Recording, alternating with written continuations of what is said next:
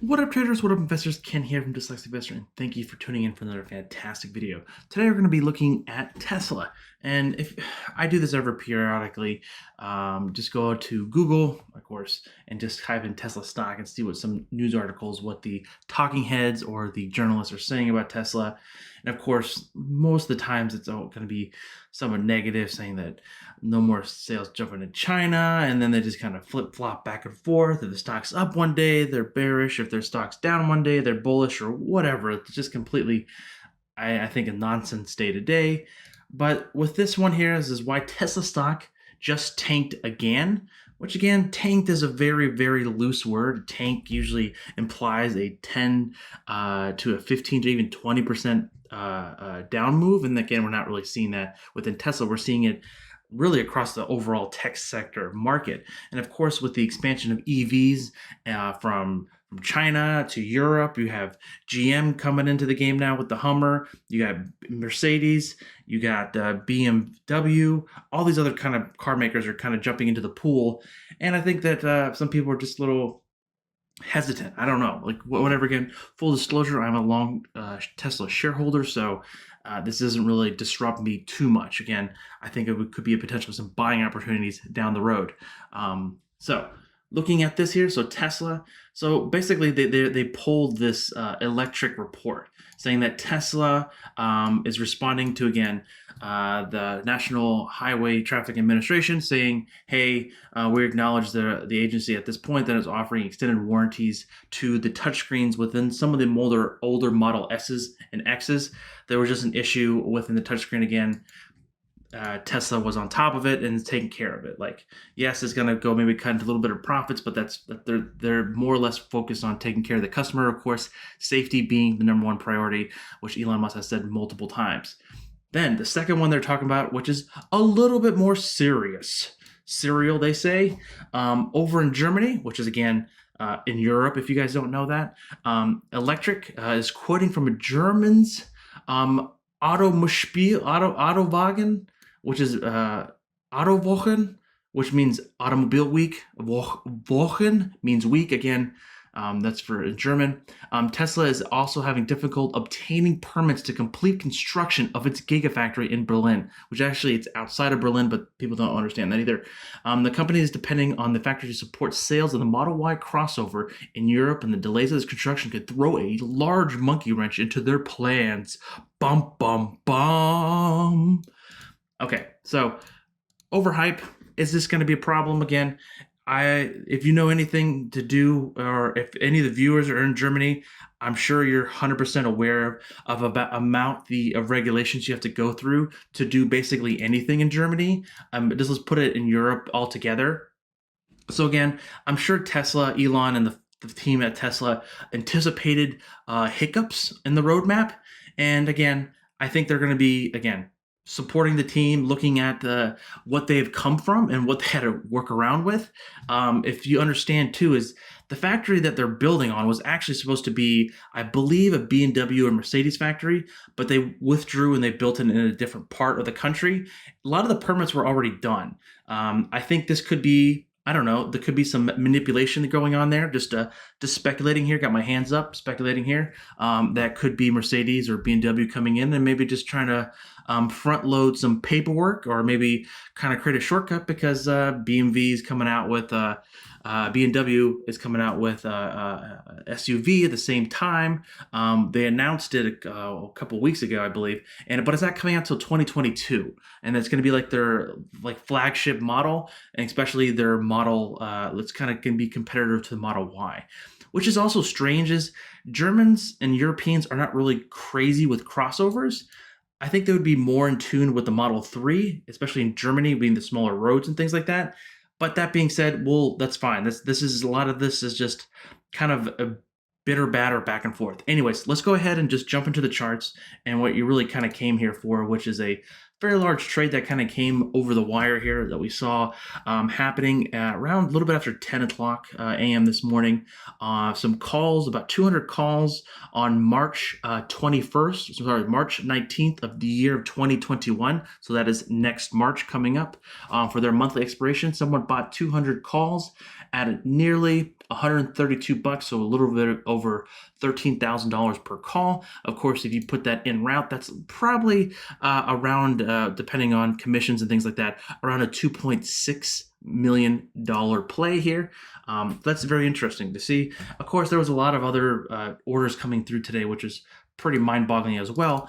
But Tesla, as you can look here in the chart, let me get some of the fibs away here and some alerts, which you can kind of see how it's been trading. It's been trading very much in a very tight range. Again, we like to trade that tight range. Again, it's kind of making somewhat of a box for us.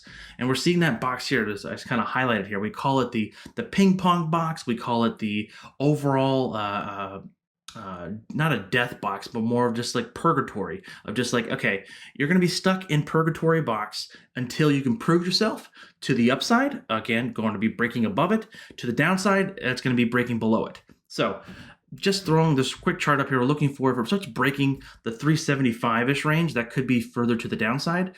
But if it breaks up to the upside, which we've seen multiple times, at least twice on here, having a little bit of issues trying to break above that 460, 463 level, which was a very key level, which have had kind of some strong pullbacks. But if you are just waking up from a coma or just coming out from underneath your rock for the past 2 or 3 months, especially the last 2 weeks, we've had an election going on. We had a vaccine drop with 90% success rate and all this other stuff going on. There's been a lot of turbulence in the market, and this is somewhat normal on a shakeup and a choppy market. Tesla is not going to be crashing. Again, the article suggested it tanking, which I hate when it kind of instills fear in people. Of course, that gives them clicks and whatever. We're not to go down that road. But with this, again, with Tesla just kind of been trading sideways here, lack of a better words, than just kind of zooming it all the way out. So if we go even to a weekly chart, ladies and gentlemen, here, you can just see it just been trading sideways. Look at this move that we've had in Tesla. It's been absolutely astonishing on this large move higher. Of course, it being, I think, the leader in EV market, and it's just been a huge competitor to a lot of the larger firms. Again, the Fords, the GMs, but of course, they're coming out with their trucks. Again, we talked about the Ford truck coming out. We talked about the GM Hummer. And of course, Tesla has their Cybertruck coming out, and they're building that factory currently in Austin, Texas. So, there's a lot of stuff going to be going on here with this particular market, and to be looking at it at a very small, minute magnifying glass, it honestly is somewhat of a disrespectful analysis on the stock. As you can see here, we have some initial support. We can kind of draw some Fibonacci retracements to kind of give folks a little bit of a better understanding on the moves or capitulation what we're looking at. So basically, like, things just line up sometimes. Again, the Fibonacci sequence is something that has been around for hundreds of years, where I think it was an Italian guy, something Fibonacci created this model and saw this sequence that constantly repeated throughout nature. They saw it on seashells, they saw it on the sand, all kinds of different things. But anyways, you can Google that on your own time. But looking here, this did not click where I wanted it to. Here, hang on. All right, there it goes. So you see around that 465 being the top level of the 78.6 percentile move. So how we get those numbers is from the swing high to swing low. So again, that 465 is basically the top level. Again, that is the box that we're currently looking at. And the lower band is around 370. So 370 is the lower band here at the 23.6 percentile move in the market. And guess where we're sitting at right now? The 50% market move from the swing high to swing low. So we're just sitting right in the middle. Again, choppy market, kangaroo market, whatever you want to call it. And we're just kind of continue to trade in around these tight ranges. You can really even kind of pin it around the 460, so that, what is that, 436 to around that 400 range, and just kind of been bouncing around like that ping pong we talked about. With that going forth, that can easily, again, rip higher, rip lower. I have no idea where this Tesla stock is going to be going. Full disclosure, again, I'm a long Tesla shareholder, so I would like for it to go up. Being a long-term shareholder gives me some advantages too. I can really use some large swings to the downside to add to the position. So that being said, even if it goes up, I would like to add to the position. That's kind of a contradictory thing that some people don't understand. looking at that options that we just talked about, we can pull up Tastyworks, what I use for trading options. Again, that is an affiliate link down below in the description if you want to be taking serious on trading options and trading stock. It's not just an options platform; you can do stock as well. But that being said, we're going to be looking at that March 19, 2021, and I believe that call was what?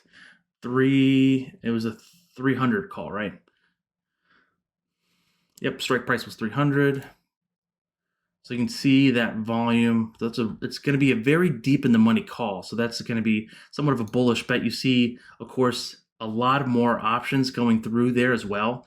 It was that we're talking about. There's already open interest of well over 3,000 there. So again, this could be a core position for someone who's just adding to the position overall. Again, this is 128 days out. This kind of would come in where its potential earnings could be moving to. Again, insiders, whatever, who knows what's going on here. I don't know what this trader is doing or involving in, or what the story is behind it, but all we can see is a small financial footprint of someone purchasing these options on top of already having a very large open interest. You can see the delta is at 0.84 or a delta of 84. That gives it a very high correlation to the stock. With the theta being about -15 at this price, that's still somewhat reasonable, because again, it kind of just trades with the stock nearly. You have the probability of nearly 40% of it being continuous in the money, but of course, Tesla being such a volatile stock, we have a plus or minus move of $122 into March. Again, so what the market makers are saying, they're saying from now today, on Veterans Day. Again, thank you for all those veterans who are watching. Thank you so much for your service as well. I greatly appreciate it. On basically November 11th, 2020, the market makers are saying from now into this option expiration, they're looking for a move about $122 plus or minus. That is a very substantial move. Of course, it's Tesla. It does move quite a bit. So that being said, just some food for thought on what looking at here on the options tree as well. It's definitely going to be an interesting time to be a Tesla shareholder, again, with all this chop that we're currently seeing. Be mindful. If you don't feel comfortable, don't trade it, right? You can sit on your hands. You can be a cash guy. Nothing wrong with that. Overall, would be potentially looking for entering some positions if I was long here, maybe around the $400 level to kind of create a starter position, but we're having some early signs of a squeeze setting up, and the volume zone also later slightly switching to potentially start going into the positive zone, with also the RSI potentially going to be print higher above 50. So some side notes there, some takeaways for you guys. Again, thank you guys so much for joining and checking everything out. Please look at the Discord down below. It's a completely free. You can join. We always have a grand old time. We talk everything from Costco snacks to charts to memes, all kinds of great things. Definitely check that out. Completely free down below. And if you want to support the channel, check out the Patreon page and also the YouTube membership tab. Again, guys, catch you guys on the flip side. Thank you so much. Peace.